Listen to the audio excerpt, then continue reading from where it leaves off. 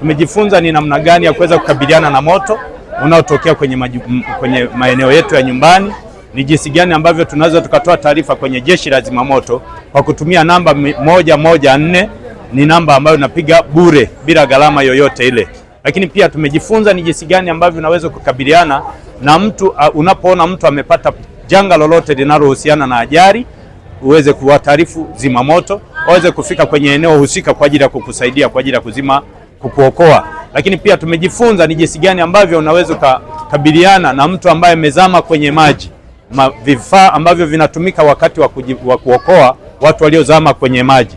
Tumeona jaketi la kuzamia kwenye maji, tumeona nguo ambazo wanastahili kuvaa, lakini pia tumeona nguo ambazo wanastahili kuvaa wakati wanapoingia kumwokoa mtu ambaye amekumbwa na janga la moto akiwa ndani ya moto. Ninashauri jamii inayotuzunguka kwamba kila mmoja anaruhusiwa kufika kwenye eneo hili kwa ajili ya kujifunza na kuuliza maswali. Ni vitu gani ambavyo anapaswa kuvitumia kwenye mazingira anayoishi, ni namna gani anaweza kukabiliana na majanga ya moto anapofika kwenye sehemu anayoishi, ili isije ikaleta madhara makubwa kwenye jamii inayomkabili. Elimu hii ni bure.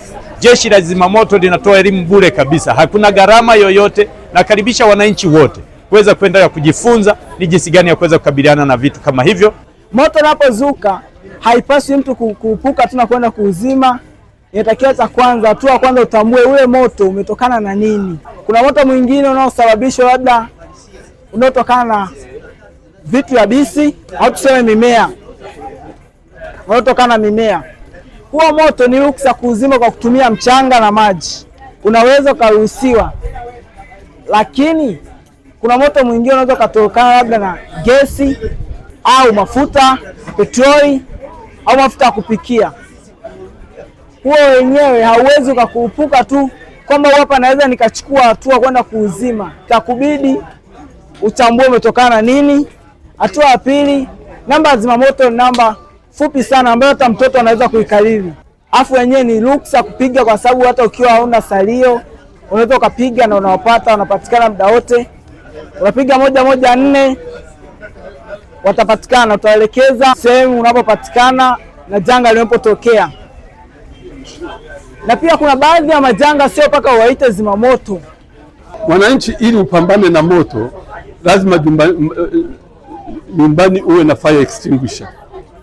Sasa unapokuja kwetu kununua, inabidi utueleze unaenda kuitumia eneo lipi. Likiwa eneo tukalibaini ni eneo lipi, sasa sisi tunakuweka kwenye hivi vifaa kulingana na ukubwa wake. Sasa ule ukubwa ndio unakuja kukufanya uingie sasa kwenye bei.